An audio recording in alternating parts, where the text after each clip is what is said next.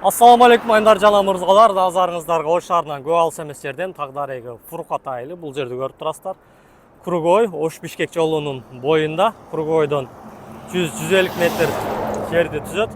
Биринчи линияда үй, эски үйдөн эски курулган үйлөр. Буну бузуп ордуна жаңы салсаңыз да деле болот. Ушул ойдон жашай берсеңиз деле болот. Биринчи линия бизнеске ылайыктуу жер. Кошумча дагы жолдун жээгинде дагы жерлери бар, жашыл зона жерлери бар. Ушул жерде үйдүн жалпы аянты, жердин жалпы сотку 13 сотукту түзөт. 13 сотуктан түзгөн жер.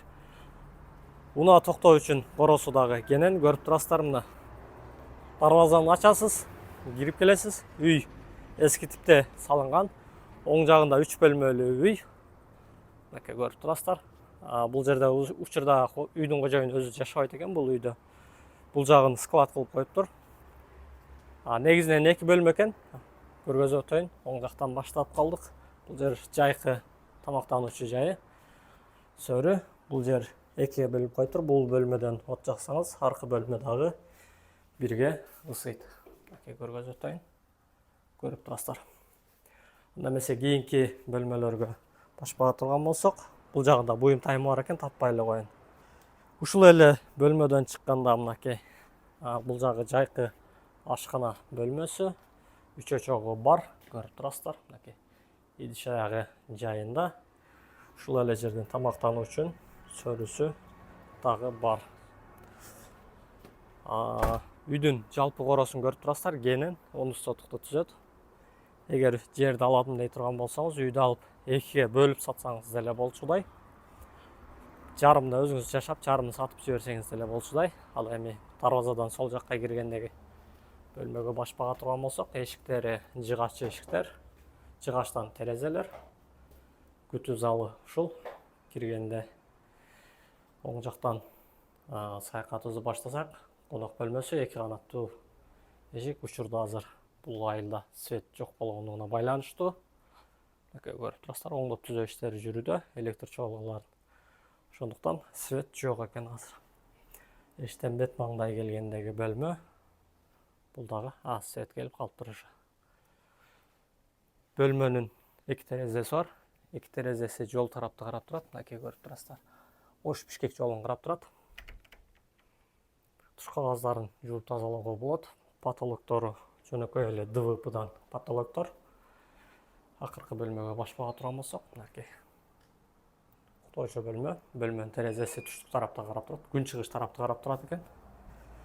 Анда эмесе кийинки бөлмөлөргө өтө турган болсок, коопсуздук үчүн темир тосмолор орнотулган. Бул жаңыдан курулган үй, временка десек болобу, убактылуу жашоочу үй. 3 бөлмөдөн турат негизинен.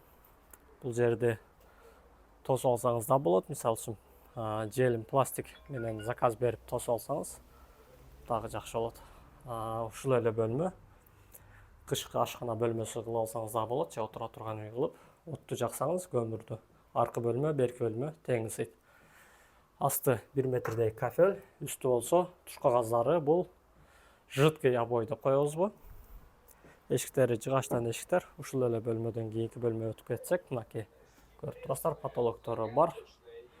Ал бөлмөдөн от жага турган болсо, сыналгы жайында. Кийинки бөлмөлөргө өтөлү. Биздин акыркы бөлмөбүз, мынакей көрүп турасыздар. Полу жыгачтан полдонгон.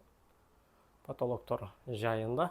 Туш кагаздар жидкий обой менен тартылган. Ал эми жерин көргөзүп өтөлү. Мынакей жерин көрүп турасыздар. Таза суу келет. Канализация бул жерде жок, газ жок. Таза суу менен свет бар. Бул жагында малкана, мал сарайы дагы бар экен. Көрүп турасыздар. Үйдүн алдында коросу кенен. Багбанчылык үчүн дагы пайдаланса болчудай. Мал алып быксаңыз да болчудай.